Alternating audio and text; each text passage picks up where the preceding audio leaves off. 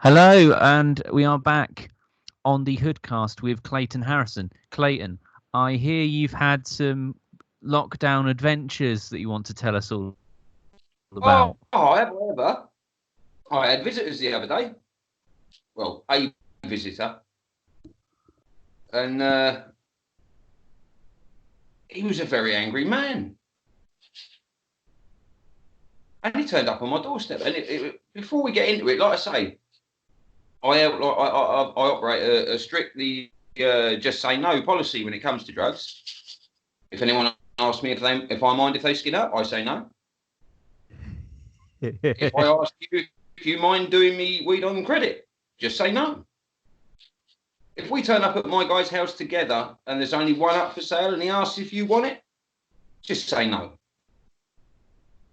But this guy had not said no, and he'd been robbed. And he was very, very annoyed. I let the door downstairs to the main building get kicked off. And a little bit of lubrication. I heard someone shout this name. Now, downstairs from me, they're always round, they're always kicking off, right? So I didn't think nothing of it. Just chilling upstairs, me and the dog. And all of a sudden, tippy tappy goes my chamber door. Ever so gentle. I was downstairs, his missus come to apologise for the noise. So I went downstairs and opened the door. And there's some Larry bastard I've never met in my life waving a knife around. Screaming, where is this fella? Where is this fella? Turns out I had to have a little word with downstairs a little while ago about getting loud and proud through the door. And I did it quite publicly in the middle of the high street. And it seems he holds a grudge.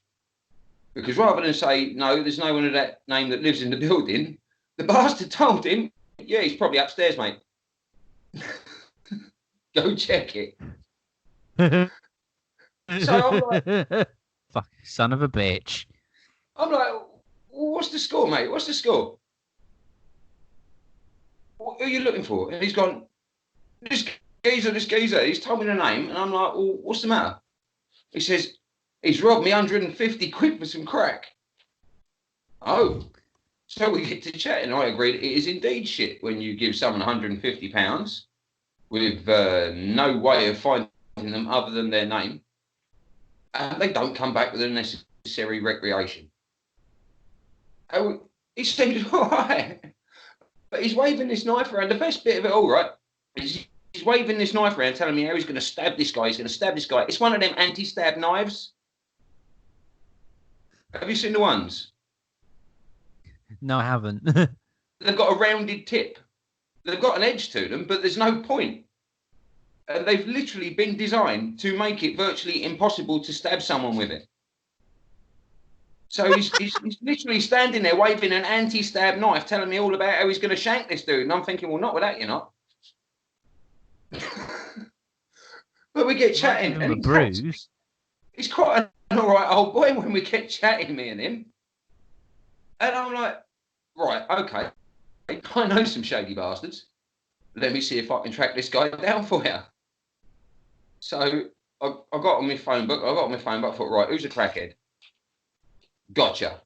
Rang him up, found someone first phone call that knows the guy. And I said, look, right, I've got this bloke in my building. He's looking for this guy who doesn't live here. Get a message to him, tell him it may behoove him to give this guy his money back and not be in the same place as the money when the guy comes to collect it, mate, because I think he's very angry. And the old boy's like, oh, thanks. So oh, sorry for disrespecting you in your yard. And I'm like, no, mate, you're all right. You ain't offended me. Like, if somebody had taken 150 quid of my money, I reckon I'd be kicking some doors through and all. And he's going, oh, yeah, you're all right. I was like, look, mate, come on in a second. Like, get out the hallway. So I said, come in, have a look around, have a check, so you know you haven't been lied to and you don't put my name on your naughty list and come back and discuss the matter further later on. And yeah, he walked out, he was all right, but it was just the most random start to a Wednesday morning. I thought, shit, man, even when I stay in, this happens. Trouble I has go a way of to London, finding you. drunk out my head. I shout my mouth off all night long. Come back, no holes in me. Hadn't even got out of bed, and I got someone waving a knife in my face. Don't tell me about London, mate. Lowest off, thug life forever. A different kind of fug as well. Yeah, that's it. With a thinking man's hooligan. Wonderful. So, you haven't heard from him since, this this lovely crack addicted gentleman. No, the travelling cutlery salesman disappeared after that and hasn't been seen or heard from since. I must Brilliant. admit, And though, have you? as soon as the guy went, I Facebooked the name that he'd said. And sure enough, this geezer popped up straight away. And I sat there and I laughed and I thought, I wonder if you get that message. And then about an hour later, I got a phone call from another mate. He said, that bloke that you were on about, he said, yeah. He's like, he's riding around town, doesn't give monkeys.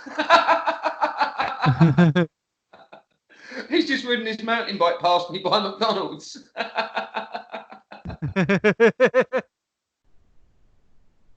So he's not particularly worried about repercussions from this gentleman.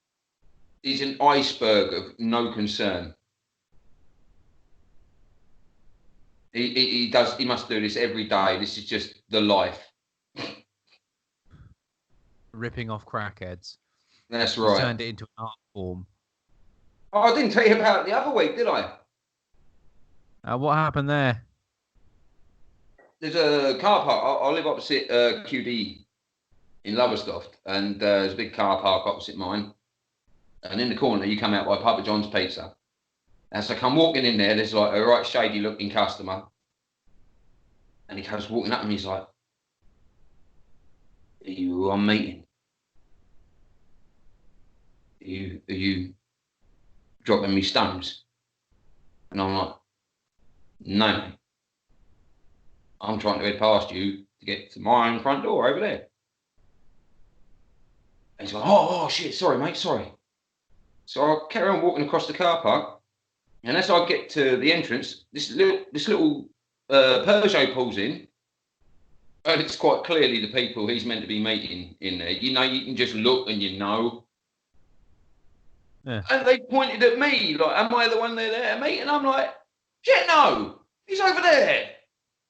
I was like, shit in hell, man.